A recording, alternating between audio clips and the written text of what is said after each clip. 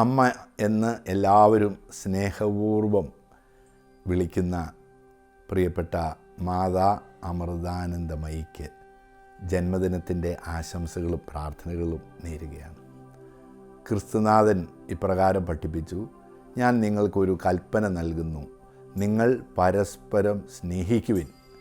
സ്നേഹത്തിൻ്റെ വലിയൊരു കൽപ്പനയാണ് അമ്മ തൻ്റെ ജീവിതത്തിലൂടെ എല്ലാവർക്കും നൽകുന്നതെന്ന് നമുക്കറിയാം. വലിയൊരു പുഴ പോലെയാണ് സ്നേഹം.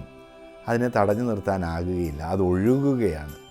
അമ്മയിലൂടെ ദൈവത്തിൻ്റെ സ്നേഹം മറ്റുള്ളവരിലേക്ക് ഒഴുകുന്നത് സാമൂഹിക പ്രവർത്തന മേഖലകളിൽ, ആതുര ശുശ്രൂഷ മേഖലകളിൽ നമുക്ക് കൃത്യതയോടുകൂടി കാണാൻ സാധിക്കും. എന്നെ വളരെയധികം ആകർഷിച്ചിട്ടുള്ളത് അവരുടെ എഴുത്തുകളാണ്. അമ്മയുടെ എഴുത്തുകൾ ഞാൻ പത്രത്തിലൂടെ വായിക്കാറുണ്ട്, പുസ്തകത്തിലൂടെ വായിക്കാറുണ്ട്. ഒരു സംഭവം ഞാൻ എൻ്റെ മനസ്സിൽ എപ്പോഴും സൂക്ഷിക്കുന്ന ഒന്ന്, ഒരു ലിഫ്റ്റിൽ, ഒരു പ്രദേശത്തെ ഒരു ലിഫ്റ്റിൽ നമ്മുടെ ആളുകൾ മുറുക്കി തുപ്പും. ആ ലിഫ്റ്റിൽ, എലിവേറ്ററിൽ മുറുക്കി തുപ്പുമ്പോൾ അതിൻ്റെ വശങ്ങളെല്ലാം തന്നെ വൃത്തികേടായി. ഇതാ അമ്മ എഴുതിയ ഒരു ഭാഗമാണ് ഞാൻ പങ്കുവെക്കുന്നത്. ലിഫ്റ്റിൻ്റെ ഉത്തരവാദിത്വമുള്ള ആ ഭവനത്തിൻ്റെ ഉത്തരവാദിത്തപ്പെട്ടവർ ലിഫ്റ്റിനുള്ളിൽ കണ്ണാടി സ്ഥാപിച്ചു.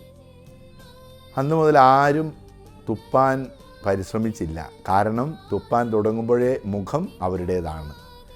അമ്മ അതിന് വ്യാഖ്യാനമായിട്ട് പറയുകയാണ്, നമ്മുടെ തന്നെ തെറ്റുകൾ നാം തന്നെ മനസ്സിലാക്കിയാൽ നമുക്ക് ആരെയാണ് വെറുക്കാൻ സാധിക്കുക?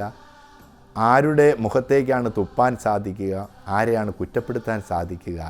ആരെയാണ് സ്നേഹിക്കാതിരിക്കാൻ സാധിക്കുക? എത്രയോ നല്ലൊരു ഉപദേശമാണ്.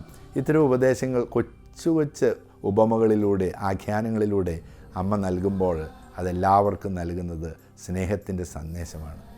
ലക്ഷക്കണക്കിന് ആളുകൾ സ്നേഹത്തിൻ്റെ സന്ദേശം നൽകിക്കൊണ്ട് അവർക്ക് പ്രഭാത നക്ഷത്രമായി ഇനിയും വളരെ കാലം ജീവിക്കാൻ സാധിക്കട്ടെ എന്ന് ഞാൻ ആശംസിക്കുന്നു, പ്രാർത്ഥിക്കുന്നു.